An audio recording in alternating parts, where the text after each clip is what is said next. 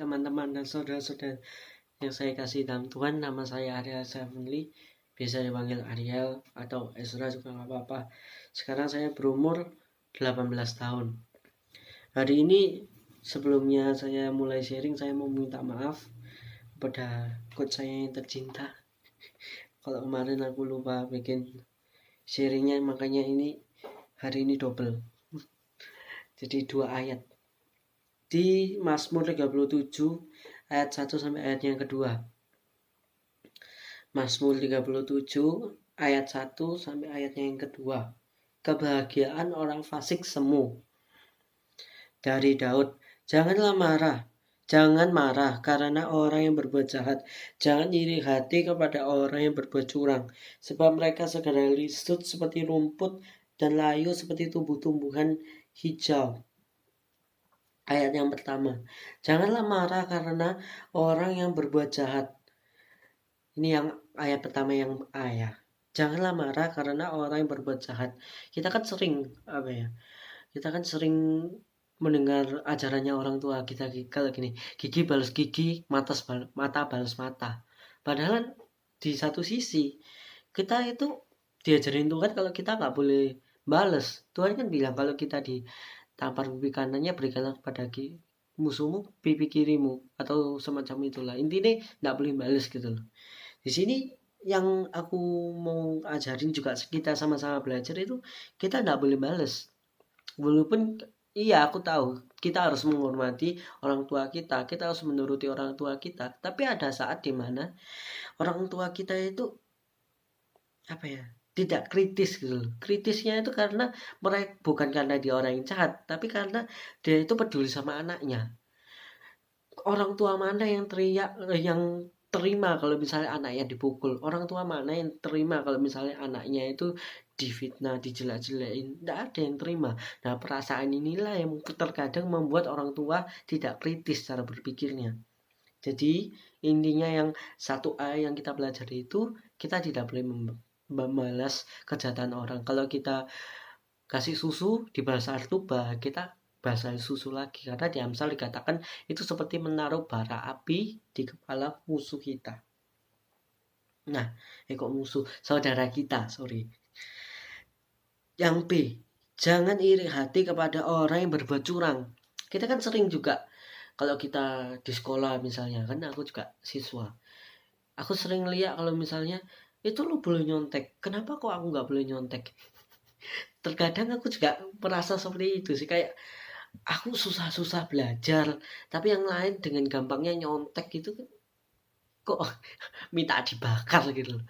Tapi kayak aku belajar dari ayat ini itu kayak nggak usah iri sama orang yang berbuat curang, karena nggak ada untungnya gitu loh kamu iri sama orang yang berbuat curang.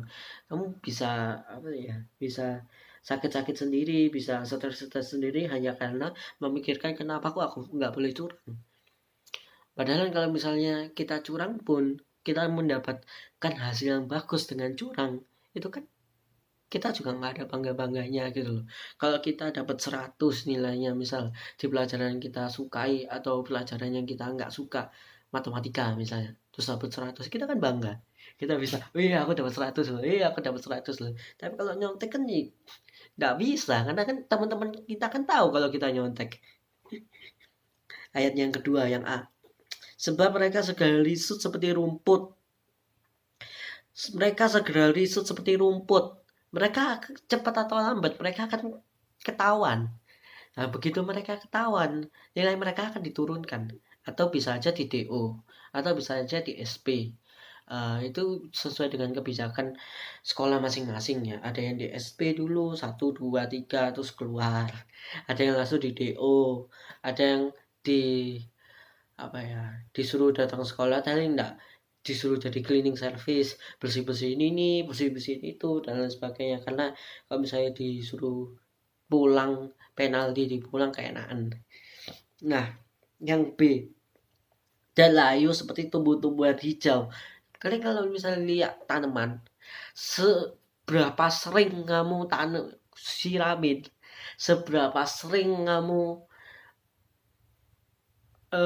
pupui, tapi kalau caranya nggak bener, mereka tetap akan mati kan, tetap akan kuning kan. Kalau misalnya kamu ngasih airnya kebanyakan, mati. Kenapa? Kayak istilahnya sama aja kayak manusia lah. Kalau ke tanaman kebanyakan air, kalau kita kebanyakan air, misalnya di kolam renang, kita kelamaan di kolam renang, kita akan mati. Gak ada udaranya. Terus kalau kebanyakan pupuk, pupuk itu misalnya kayak pengetahuan. Kita baca buku ini, baca buku A, baca buku B, baca buku A, baca buku B. Tapi kalau pengertian kita nggak benar, pengertian kita tidak sesuai dengan Tuhan, bahkan kalau kita baca Alkitab pun, kalau pengertian kita nggak sesuai dengan Tuhan, kita bisa menjadi tersesat. Kita bisa menyesatkan orang. Karena setan itu menggunakan segala cara yang bisa dia gunakan. Bisa dia gunakan omongannya orang, perilakunya orang, terus iri hatinya kita, terus hatinya kita juga bisa. Semua bisa digunakan oleh setan. Oleh karena itu, yang terakhir aku mau ngingetin kalau misalnya kita harus jaga hati, jaga pikiran. Karena semuanya ini ayat Mazmur ini berhubungan tentang, kalau menurut saya ya. Menurut saya kalau bagi saya pribadi ini berhubungan tentang perintah Tuhan yang jagalah hati, jagalah pikiran. Karena di sini kan janganlah marah, itu kan tentang perasaan, jangan iri hati tentang perasaan, sebab mereka segera lisut seperti rumput dan lain seperti tumbuh-tumbuhan yang hijau. Itu aku bisa juga pikiran kan, yang kayak aku ngomong tadi, baca A baca B tapi pemikirannya nggak benar, dia juga bisa menjadi racun. Nah jadi intinya yang aku mau sharing itu gini, kan banyak kita sebagai orang Kristen kan terkadang kita bertanya-tanya sama Tuhan, Tuhan aku sudah berdoa loh, aku sudah baca Alkitab loh, aku rajin, aku selalu pelayanan buat kamu loh, tapi kenapa kok aku sakit, tapi kenapa kok corona masih ada, tapi kenapa kok orang tua aku meninggal karena corona, kenapa kok orang-orang yang aku kenal satu persatu meninggalkan aku. Di sini di ayat tadi kita dilihat itu gini, kenapa kok sorry kenapa kok orang tuaku atau orang-orang yang aku kenal meninggalkan aku dan mati karena corona, sedangkan orang yang tidak di dalam Tuhan Yesus, mereka tidak apa-apa, orang tuanya mereka tidak meninggal, tidak ada orang yang meninggalkan mereka. Di sini Tuhan mengingatkan kita bahwa mungkin mereka tidak meninggalkan orang itu, tapi suatu saat dia akan menjadi sendirian. Yaitu di mana? Saat dia meninggal, dia sendirian di neraka sama setan.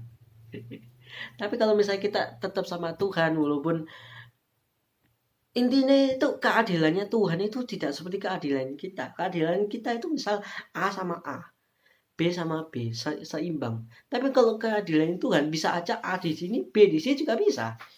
B di sini, A di sini juga bisa. Istilahnya tidak bisa gitu loh. Standarnya kita sama standarnya Tuhan itu berbeda. Jadi intinya, walaupun segala apapun yang terjadi dalam kehidupanmu, jangan mengeluh. Tetap percaya sama Tuhan, baca Alkitab.